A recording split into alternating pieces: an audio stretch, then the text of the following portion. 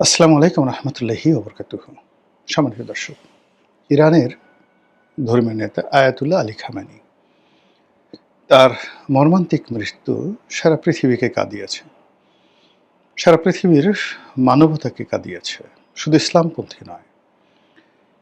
যে সকল মানুষ স্বাধীনতার স্বপ্ন দেখেন, যে সকল মানুষ একটি জাতিকে ঐক্যবদ্ধ রাখতে চান, যে সকল মানুষ লড়াই এবং সংগ্রাম করতে চান সাম্রাজ্যবাদী শক্তির বিরুদ্ধে, তাদের সকলের নিকট বিপ্লবের বিমূর্ত প্রতিক্রিয়া হিসাবে ইরানের সর্বোচ্চ ধর্মীয় নেতা আয়াতুল্লাহ আলী খামেনি যে একটা জায়গা করে নিয়েছিলেন, এই গত ১০০ বছরে জীবদ্দশায় কোনো মানুষ এই পর্যায়ে পৌঁছতে পারেননি।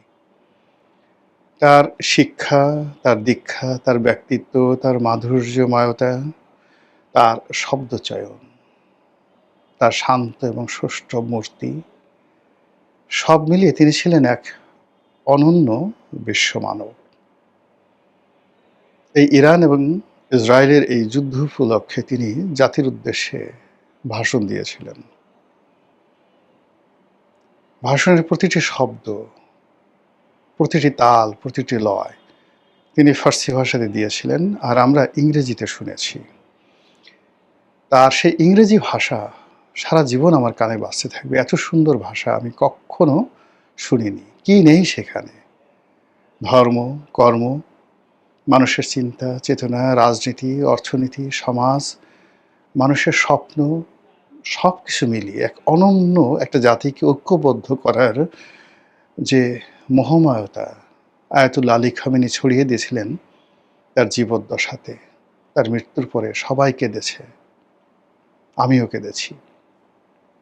সে মানুষের জানাজা বলা হয়ে থাকে ৩ কোটি মানুষ এই জানাজাতে অংশগ্রহণ করেছে। যারা ধর্মকর্মে বিশ্বাস করেন তারা জানেন যে কিয়ামত সংগঠিত হবে, এবং কিয়ামতের যে ভূমি, এই ভূমিটিকে বলা হচ্ছে পারস্যের এই ভূমিতে কিয়ামত হবে। তো সেই কিয়ামতের একটা আলামত আমরা লক্ষ্য করলাম যে ৩ কোটি মানুষ কোন একটি জানাজাতে অংশগ্রহণ করেছে, লাইভলি, সরাসরি।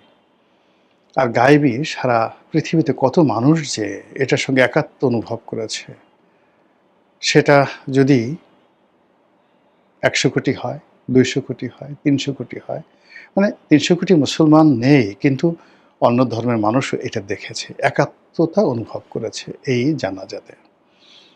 এবং এই একটি জানাজা এবং একটি মৃত্যু পৃথিবীর কোর্স অফ অ্যাকশনকে পাল্টে দিয়েছে। পুরো আমেরিকাতে কম্পন শুরু হয়ে গেছে। সেখানে ডোনাল্ড ট্রাম্প নিজে বলেছেন যে আয়াতুল্লাহ আলী খামেনির যে জনপ্রিয়তা, তার সম্পর্কে ইরানের মানুষের যে শ্রদ্ধা, এটা তিনি ভাবতেই পারেননি, অনুভব করতে পারেননি।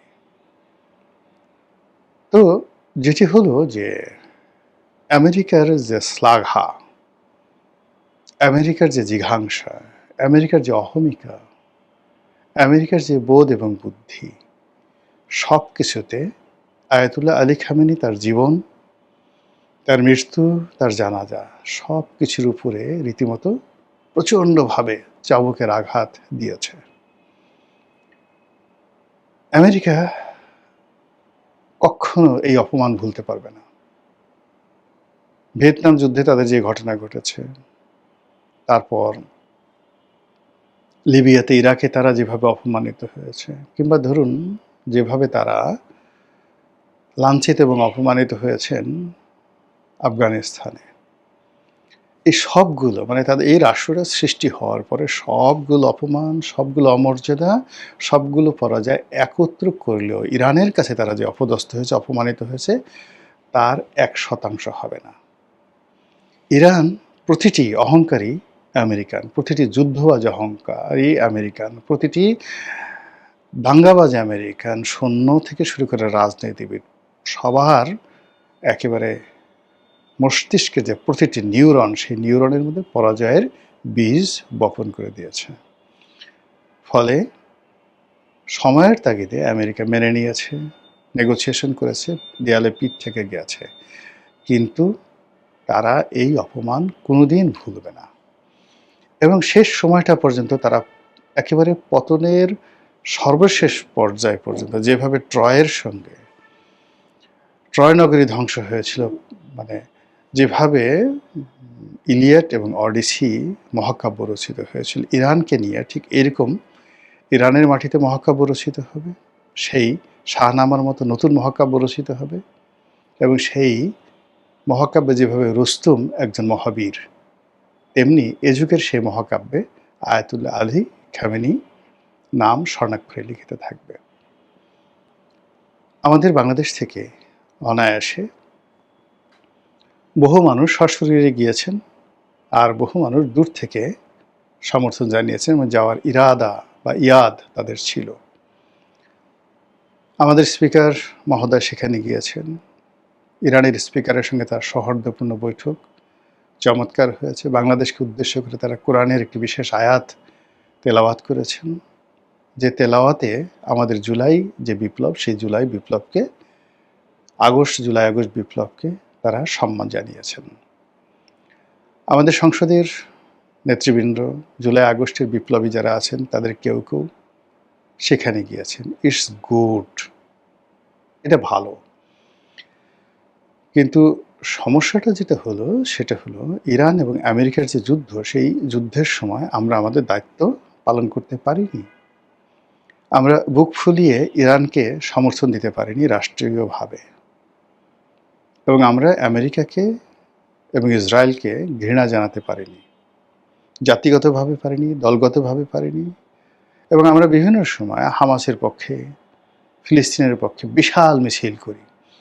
কিন্তু যে হামাস ইরান তৈরি করেছে, যে ইসরায়েলের বিরুদ্ধে ইরান যুদ্ধ করেছে, যে গাজাকে টিকিয়ে রাখার জন্য একমাত্র মুসলিম রাষ্ট্র যারা তাদের শেষ রক্তবিন্দু দিয়ে তারা লড়াই করে যাচ্ছে, সে রাষ্ট্রটির উপর যখন আমেরিকা এবং ইসরায়েলের জুলুম চরম পর্যায়ে পৌঁছে গেল, আমরা শব্দ করতে পারিনি।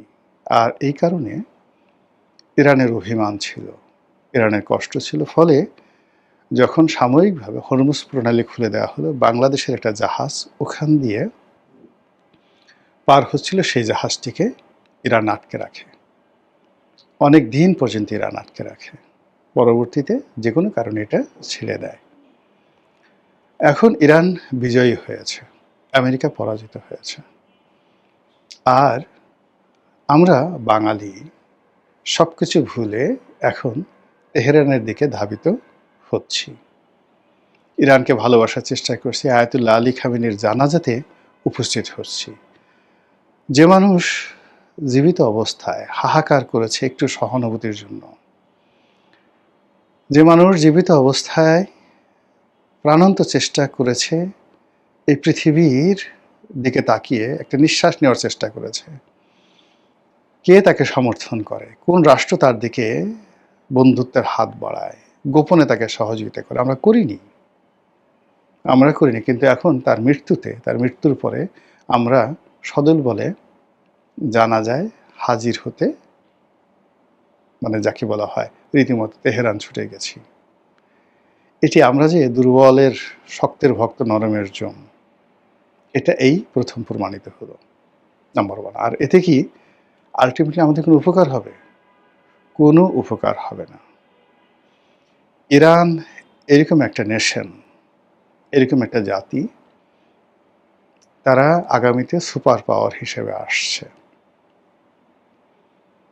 তাদের এই যে যুদ্ধবিধ্বস্ত দেশ, এই দেশটি পুনর্গঠন করার জন্য তারা আলটিমেটলি গোপনে এবং প্রকাশ্যে $300 বিলিয়ন, আমাদের টোটাল রিজার্ভ আছে এখন 37, তো তারা $300 বিলিয়ন ইতিমধ্যে আমেরিকা এবং তার মিত্রদের কাছ থেকে আদায় করার সকল ব্যবস্থা করে রেখেছে, এবং টাকা তাদেরকে দিতে হবে।